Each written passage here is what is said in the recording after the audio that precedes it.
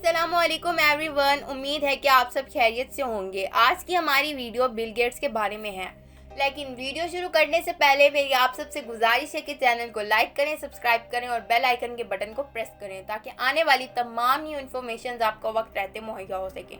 تو چلیے شروع کرتے ہیں ویڈیو کو۔ کاروباری شخصیت بل گیٹس نے اپنے ساتھی یعنی پال ایلن کے ساتھ مل کر دنیا کے سب سے بڑے سافٹ ویئر بزنس یعنی مائیکروسافٹ کی بنیاد رکھی۔ اس کے بعد وہ دنیا کے امیر ترین افراد میں سے ایک بن گئے۔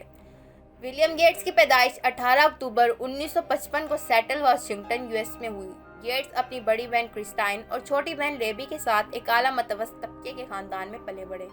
ان کے والد یعنی ولیم ایس گیٹس سینئر اپنی ہونے والی بیوی یعنی میری میکسویل سے ملاقات کے وقت قانون کے طالب علم تھے۔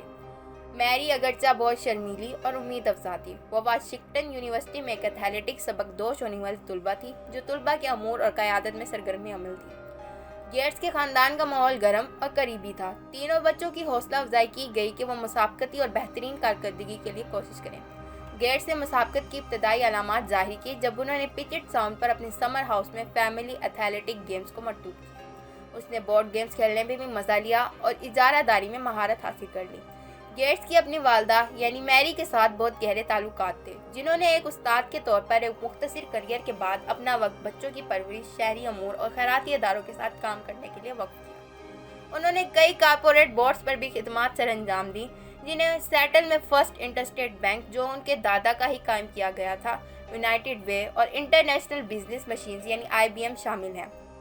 جب وہ اسکولوں اور کمیونٹی تنظیموں میں رضاکارانہ طور پر کام کرتی تھی تو وہ اکثر گیٹس کو بھی اپنے ساتھ لے جاتی تھی۔ گیٹس بچپن میں ہی بہت شوقین قاری تھے، کئی گھنٹے انسائکلوپیڈیا جیسی حوالہ جات کی کتابوں میں گزارتے۔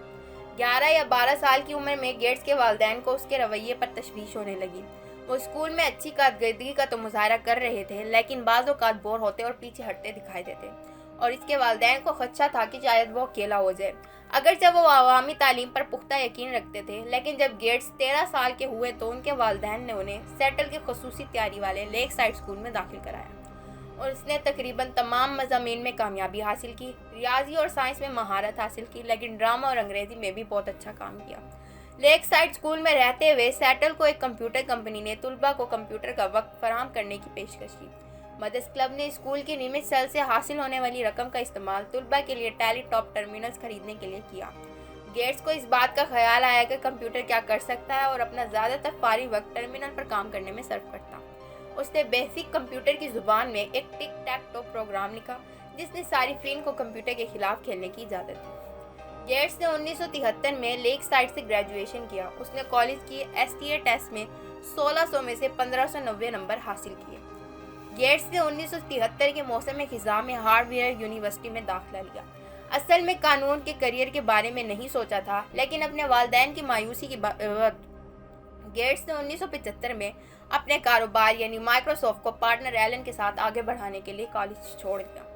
گیٹس نے کلاس کی بجائے کمپیوٹر لیب میں اپنا زیادہ تر وقت گزارا۔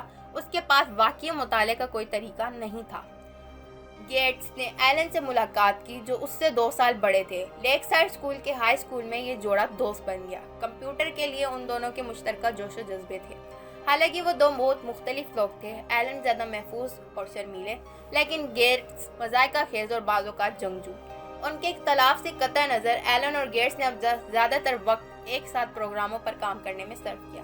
کبھی کبھار دونوں میں اختلاف ہو جاتا اور اس بات پر جھگڑا ہوتا کہ کون صحیح ہے اور کمپیوٹر لیب کس کو چلانی چاہیے۔ ایک موقع پر ان کی بحث اس حد تک بڑھ گئی کہ ایلن نے گیٹس کو کمپیوٹر لیب سے منع کر دیا۔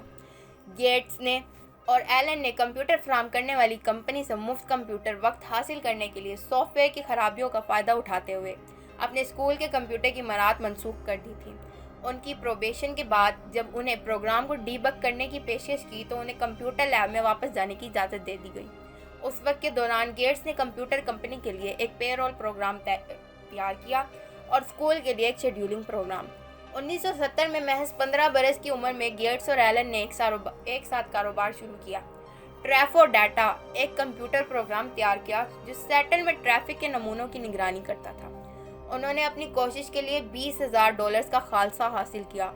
گیٹس اور ایلن اپنی کمپنی شروع کرنا چاہتے تھے، لیکن گیٹس کے والدین چاہتے تھے کہ وہ اسکول ختم کریں، کالج جائیں، جہاں انہیں امید تھی کہ وہ وکیل بننے کے لیے کام کریں گے۔ ایلن वाशिंगटन स्टेट यूनिवर्सिटी गए, जबकि गेट्स हार्डवेयर गए। हालांकि ये जोड़ा राब्ते में रहा। 2 साल तक कॉलेज में तालीम हासिल करने के बाद एलन ने तालीम छोड़ दी और हनीवेल के लिए काम करने के लिए बोस्टन मैसाचुसेट्स चले गए। उस वक्त के करीब उसने गेट्स को पॉपुलर इलेक्ट्रॉनिक्स मैगजीन का एक एडिशन दिखाया, जिसमें एलिटर 8800 मिनी कंप्यूटर किट पर एक मजमून था। दोनों नौजवान इन इम्कामात से मुतवज्जा थे कि ये कंप्यूटर पर्सनल कंप्यूटिंग की दुनिया में क्या कुछ पैदा कर सकते हैं। एलिटर को अल्बुकर्क, न्यू मैक्सिको में एक छोटी कंपनी ने बनाया, जिसे micro instrumentation and telemetry systems कहते हैं, यानी MITS। गेट्स और एलन ने कंपनी से राब्ता करते हुए ऐलान किया कि वो बुनियादी सॉफ्टवेयर प्रोग्राम पर काम कर रहे हैं जो एलिटर कंप्यूटर को चलाएगा। दर हकीकत उनके पास काम करने के लिए एलिटर या उसको चलाने के लिए कोड नहीं था, लेकिन वो जानना चाहते थे कि क्या MITS किसी ऐसे सॉफ्टवेयर को तैयार करने में दिलचस्पी रखती है। एलन ने 1983 तक माइक्रोसॉफ्ट के साथ काम किया और हटकन की बीमारी के बाद इस्तीफा दे दिया। अफवाहें बहुत ज़्यादा थी कि एलन ने माइक्रोसॉफ्ट को क्यों छोड़ा। कुछ कहते थे कि गेट्स से उसे बाहर निकाल दिया, लेकिन बहुत से लोगों का कहना था कि ये एलन की ज़िंदगी बदल देने वाला तजुर्बा था और उसने देखा अभी और भी मौके मौजूद हैं जिसमें वो अपना वक्त लगा सकता है। 1975 में गेट्स और एलन ने माइक्रोसॉफ्ट तश्कील दिया, जो माइक्रो कंप्यूटर और सॉफ्टवेयर का मुरक्कब है। उन्होंने 1 साल के अंदर ही हेफन को गिरा दिया। कंपनी का पहला प्रोडक्ट बेसिक सॉफ्टवेयर था जो एलिटर कंप्यूटर पर चलता था। कंपनी ने मुतज़्ज़ल बुनियादों पर आगाज़ किया। 1979 तक माइक्रोसॉफ्ट तकरीबन $2.5 मिलियन कमा रहा था। 23 साल की उम्र ने गेट्स को खुद कंपनी का सरबराह मुकर्रर किया। सॉफ्टवेयर डेवलपमेंट के लिए अपनी जहानत और गहरी कारोबारी समझ के साथ उसने कंपनी की क़यादत की और उसके तर्जमान के तौर पर काम किया। गेट्स ने ज़ाती तौर पर कंपनी की तरफ से भेजे गए कोड की हर सतर का जायज़ा लिया। जब वो ज़रूरी समझते तो अक्सर खुद भी कोड दोबारा लिख लेते थे। जैसे जैसे कंप्यूटर इंडस्ट्री में इजाफा हुआ, एप्पल, इंटेल और IBM जैसी कंपनियां हार्डवेयर और पुर्जे तैयार कर रही थी। गेट्स मुसलसल माइक्रोसॉफ्ट सॉफ्टवेयर एप्लीकेशंस की खूबियों को आगे बढ़ाते रहे। वो अक्सर अपनी माँ को अपने साथ ले जाते थे। मैरी का बहुत एहतराम किया जाता और IBM समेत कई कॉर्पोरेट बोर्ड्स में उसकी रुकनियत के साथ अच्छी तरह जुड़ी हुई थी। मैरी के ज़रिए गेट्स ने IBM के CEO से मुलाकात की। 1983 तक माइक्रोसॉफ्ट बरतानिया और जापान में दफातर के साथ आलमी सतह पर जा रहा था। एक अंदाजे के मुताबिक दुनिया के 30% कंप्यूटर इस सॉफ्टवेयर पर चलते थे। गेट्स ने एक इश्तिहारी मुहिम में ऐलान किया कि माइक्रोसॉफ्ट का एक ऐसा नया ऑपरेटिंग सिस्टम तैयार होने वाला है जो ग्राफिक इंटरफेस इस्तेमाल करेगा। इसे विंडोज़ कहा जाना था और ये MS-DOS सिस्टम पर तैयार करदा तमाम PC सॉफ्टवेयर प्रोडक्ट्स के साथ आहंग होगा। ये ऐलान एक बुलिफ था, इसमें यह कि माइक्रोसॉफ्ट के पास ऐसा कोई प्रोग्राम ज़ेरे तरक्की नहीं था। गेट्स की जहानत ने उन्हें सॉफ्टवेयर इंडस्ट्री के तमाम पहलुओं को देखने की इजाज़त दी, मसनूआत की तरक्की से लेकर कारपोरेट हिकमत अमली तक। किसी भी कारपोरेट इक़दाम का तज्ज़िया करते वक्त उसने तमाम मुमकिन केसेस की प्रोफाइल को तैयार किया और उनके ज़रिए पता लगाया किसी भी चीज़ के बारे में सवालात जो मुमकिन तौर पर पूछे जा सकते थे। 1989 में माइक्रोसॉफ्ट ने माइक्रोसॉफ्ट ऑफिस मुतारिफ करवाया, जिसने ऑफिस प्रोडक्टिविटी एप्लीकेशंस जैसे माइक्रोसॉफ्ट वर्ड और एक्सेल को एक ऐसे सिस्टम में बना दिया जो माइक्रोसॉफ्ट की तमाम मसनूआत के साथ मुताबिकत रखता था। एप्लीकेशन OS 2 के साथ इतनी आसानी से हमआहंग नहीं थी। माइक्रोसॉफ्ट के विंडोज़ के नए वर्जन ने सिर्फ 2 हफ्तों में ही 100,000 कॉपियाँ फरोख्त की और OS by 2 जल्दी ही ख़त्म हो गया। उसने माइक्रोसॉफ्ट को PC के ऑपरेटिंग सिस्टम पर वर्चुअल इजाज़तदारी के साथ छोड़ दिया। जल्दी फेडरल ट्रेड कमीशन ने गैर मुनसिफाना मार्केटिंग के तरीक़ों के लिए माइक्रोसॉफ्ट की तहकीकात शुरू कर दी। 2000 में गेट्स ने माइक्रोसॉफ्ट के रोज़मर्रा के कामों से इस्तीफ़ा दे दिया और CEO की नौकरी कॉलेज के दोस्त स्टीव बिलमर को सौंप दी, जो 1980 से माइक्रोसॉफ्ट के साथ थे। उनके लिए कारोबार का ज़्यादा पुरजोश पहलू था, हालांकि वो बोर्ड के चेयरमैन भी रहे। 2006 में गेट्स ने ऐलान किया कि वो माइक्रोसॉफ्ट में कुल वक्ती काम से खुद को तब्दील कर रहे हैं ताकि फाउंडेशन के लिए मज़ीद ब्यारी वक्त को वक्फ रहे। माइक्रोसॉफ्ट में उनका आखिरी मुकम्मल दिन 27 जून 2008 था।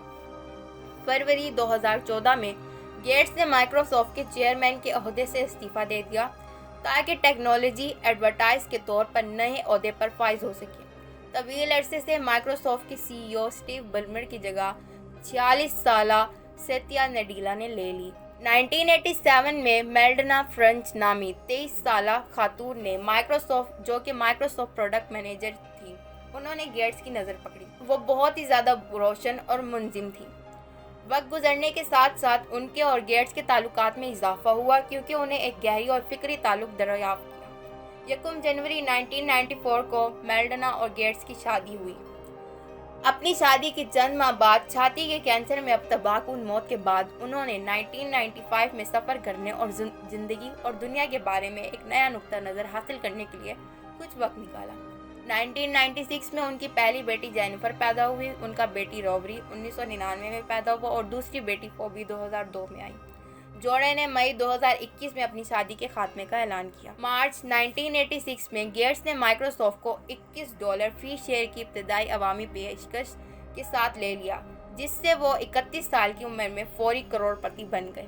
وقت گزرنے کے ساتھ کمپنی کے اسٹاک کی قیمت میں اضافہ ہوا اور متعدد بار تقسیم ہوا۔